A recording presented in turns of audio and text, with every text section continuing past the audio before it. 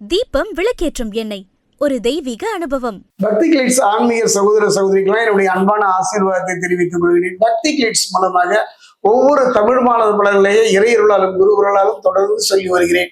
அந்த வகையில் பார்க்கும் பொழுது ஆவணி மாதம் ஒவ்வொரு மாதமே நம் வாழ்க்கையில ஒரு திருப்பமுனை தரக்கூடிய மாதமாகத்தான் அமைகின்றது. அந்த வகையில இந்த ஆவணி மாதம் எவ்வாறு இருக்கும் என்பதை பார்க்க போகின்றோம். கிரகங்களுடைய இருப்பை வைத்தே நான் ஒவ்வொரு காலகட்டத்திலையும் சோழி பிரசன்னம் பார்த்து வருகிறேன். அந்த வகையில ரிஷபத்தை பொறுத்த வரைக்கும் இந்த ஆவணி மாதத்தினுடைய நிலையை இறையருளாலும் குருவர்களாலும் உங்கள் நலன் பொருட்டு சொல்கிறேன்.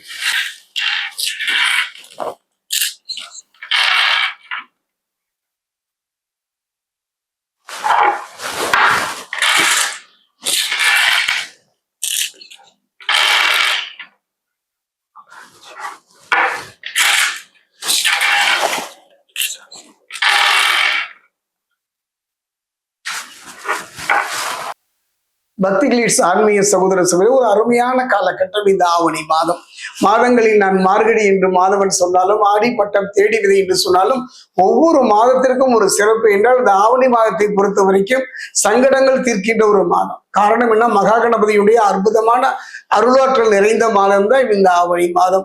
அந்த ஆவணி மாதத்தை பொறுத்த வரைக்கும் சூரியன் ஆத்மகாரகன், பிதுர்காரகன் என்று சொல்லக்கூடிய சூரியனை பொறுத்த வரைக்கும் கடகத்திலிருந்து சிம்மத்துக்கு பயிற்சியாகின்ற ஒரு அற்புதமான காலம்.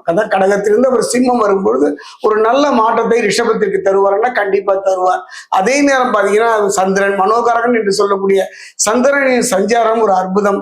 இந்த மாதத்தை, அதாவது இந்த வாரத்தினுடைய தொடக்கத்துல உங்களுடைய முயற்சிகள் அத்தனையுமே அனுகூலமாகின்ற ஒரு சூழ்நிலையை சந்திரன் அமைத்து தருவார். அதே நேரம் பார்த்தீங்கன்னா புதிய தொழில்கள் தொடங்குவது, அந்த தொழிலை விரிவாக்கம் செய்வது, சாதகமான பலனை எதிர்பார்க்கலாம். நல்ல வெற்றியை நோக்கி நகர்கின்ற அற்புதமான ஒரு தருணம் இந்த ஆவணி மாதம் ரிஷபராசிக்கு. சொத்துக்கள் வாங்குவது, விற்பது போன்றவற்றில் இருந்த தடை தாமதம் நீங்கி லாபகரமாக அமைகின்ற ஒரு நல்ல சூழ்நிலையும் இந்த ஆவணி மாதம் ரிஷபராசிக்கு பெறுகின்றது. அதே நேரம் ஒரு முக்கியமான நிகழ்வுங்க. ராசிக்கு 3 மற்றும் 4ஆம் ஸ்தானங்கள்ல புதனை பொறுத்த வரைக்கும் பொன் கிடைத்தாலும் புதன் கிடைக்காது என்பார்கள். அப்படிப்பட்ட அந்த புதன் உங்களுடைய ராசிக்கு 3 மற்றும் 4ஆம் ஸ்தானங்களில் காரிய அனுகூலங்களை உண்டாக்குவார். ஆத்மகரகன் என்று சொல்லக்கூடிய சூரியன் 3ஆம் வீட்டில் புதனுடன் சேர்ந்து பயணிப்பதனால ஒரு அற்புதமான ஒரு யோகம் இந்த ஆவணி மாதம் ரிஷபராசிக்கு. அதாவது சூரிய புதாத்திய யோகம் என்று சொல்லக்கூடிய அற்புதமான யோகம். இந்த சூரிய புதாத்திய யோகம் என்ன தரும்னா, தடைகள் பிரச்சனைகள் தொழில வாழ்க்கையில் இருந்து வந்தால் அந்த தடைகளும் பிரச்சனைகள் இல்லாமலே செய்துவிடும். நம் கூட இருந்து குடிபெருக்கின்ற சத்துருக்கள் என்று சொல்கின்றவருடைய யாருங்கிறத ஒரு இனம் காட்டுக்கொள்ளும். அதே நேரத்துல பாத்தீங்கன்னா ஒரு மனிதனுடைய வாழ்க்கையில வெற்றியை நோக்கி நகர வேண்டும் என்றால் கனவுகள், அந்த கனவுகள் மெய்ப்படக்கூடியது. உதாரணமா பாத்தீங்கன்னா அரசு துறையில பொதுத்துறையில ஒரு நல்ல நிலையான இடத்தை நோக்கி நகர்வதற்கும் அரசு துறையில ஆதாயம் பெறுவதற்கும் இவன் ஒரு காரணமாகத்தான் அமைகின்றான். தலைமை பண்பு, அந்த தலைமை பண்பை தரக்கூடியவன் சூரியன் தானே.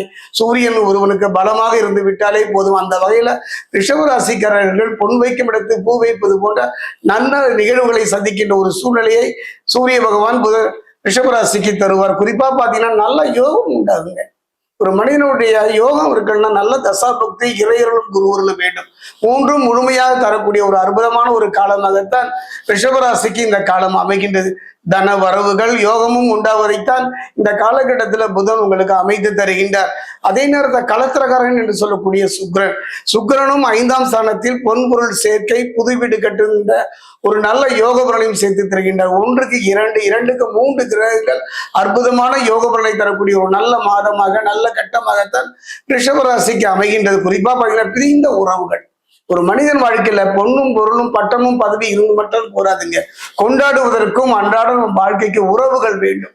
அந்த உறவுகளை இழந்து தவித்த காலங்கள்ல ரிஷபராசிக்காரர்கள் உறவுகளால் பகையை சம்பாதித்தீர்கள், உறவுகளால் பிரிவை சம்பாதித்தீர்கள். அந்த நிலை மாறும். பிரிந்த உறவுகள் ஒன்று சேரும். அதே நேரத்துல 3ஆம் இடம், இந்த 3ஆம் இடம் மிகவும் முக்கியமான இடம். 3ஆம் இடத்தில் குரு பலவீனமாக இருப்பதனால கணவன் மனைவிக்கிற சில பனிப்போர் வரலாம். கவலைப்பட வேண்டாம், அதை செவ்வாய் பார்த்து கொள்வார். குறிப்பா பாத்தீங்கன்னா சனி 11ல, ராகு 10ல குடும்பத்தில் சுபகாரியங்களை நடக்கக்கூடிய ஒரு நல்ல சூழ்நிலை. ரிஷபத்தை பொறுத்த வரைக்கும் சனி பகவானும் குரு பகவானும் ஒரு நல்ல மாற்றத்தில் இதுவரை தடைபட்டு போன சுபகாரியங்கள் தடை நீங்கி நடப்பதற்கான ஒரு நல்ல மாற்றத்தையும் தருவார்கள். 4ஆம் வீட்டில் கேது பலவீனப்படுவதனால உடல் நலத்துல கவனம் தேவை. அதாவது ஒரு கிரகம் 2 கிரகணம் பலவீனமாக கூடாது. என்னுடைய சோழி பிரசனத்தில் அதுல ஒருத்தர் களத்திரக்காரர்கள் சுக்கிரன். அதே நேரத்தில் இன்னொருத்தர் யாருன்னு பாத்தீங்கன்னா கேது. சுக்கிரனை பொறுத்த வரைக்கும் இப்ப பலகீனமாகத்தான் இருக்கின்றார். அதே நேரத்துல கேதுவும் பலம் இழந்து இருப்பதனால உடல் நலத்துல கவனமா இருங்க. சுவரை வைத்து தானே சித்திரம் வரைய வேண்டும். நீண்ட தூர பயணங்களும் இரவு நேர பயணங்களும் காலம் தப்பி உணவு அருந்துவதையும் இந்த காலகட்டத்திலே தவிர்த்து விடுவது நல்லது. அதே நேரம் செவ்வாய் ஒரு மனிதனுடைய வாழ்க்கையில இவன் ஒருவன் இருந்தாலே மற்ற கிரகனுடைய கெடுபலனை குறைக்கின்ற ஒரு கேடயமாக பயன்படுவான். அந்த வகையில செவ்வாய் 1 மற்றும் 2ஆம் வீடுகளில் பலவீனமாக சஞ்சரிப்பதனால கொஞ்சம் முன்கோபம் வரத்தான் செய்யும். மனிதனுடைய வாழ்க்கையில எது வரக்கூடாதுன்னு கோபம் தான். சின்ன சின்ன விஷயத்துக்கு கோபப்படுவதனாலோ முன்கோபம் படுவதனாலோ சில இழப்புகளை சந்திக்கக்கூடும். அந்த வகையில பார்க்கும்போது கொஞ்சம் கவனமாக இருந்து விட்டாலே இந்த மாதம் ரிஷபராசிக்கு ஒரு பொற்காலம் நற்காலம் என்றே சொல்லுவேன். 4 கிரகங்கள் நலமாக அமைகின்ற காலம். கடந்த கால கசப்புகளும் எதிர்காலத்தில் பயம் இல்லாமல் நிம்மதியாக வாழ்வதற்கும் புதிய திட்டங்கள் தீட்டுவதற்கும் தீட்டிய திட்டங்கள் நல்ல முறையில் நடப்பதற்கும் நல்ல சமத்திருப்பங்கள் அமைகின்ற ஒரு மாதமாக இந்த ஆவணி மாதம் ரிஷபராசிக்கு அமைகின்ற. அதே நேரத்துல ஆவணி மாதத்தை பொறுத்த வரைக்கும் மகா கணபதியினுடைய வழிபாடுங்க. மகா கணபதியினுடைய வழிபாடு என்னுடைய அனுபவத்துல ரிஷபராசியை பொறுத்த வரைக்கும் தெய்வமும் தேவதையும் வேறாக இருந்தாலும் கூட இந்த மாதம் முழுவதுமே வருகின்ற ஒரு செவ்வாய்க்கிழமை மகா கணபதிக்கு அருகில் உள்ள மகா கணபதிக்கு அருகம்புல் மாலை அருகம்புல்ல வாங்குங்க, உங்க கையாலே கட்டுங்க, மாலையாக அந்த மகா கணபதிக்கு சேர்ப்பீர்களாக இதுவரை தொழில் வாழ்க்கை இருந்து வந்த தடங்களும் நீங்கி நிம்மதி பெறுகின்ற ஒரு மாதமாக இந்த ஆவணி மாதம் ரிஷபத்துக்கு அமையும்.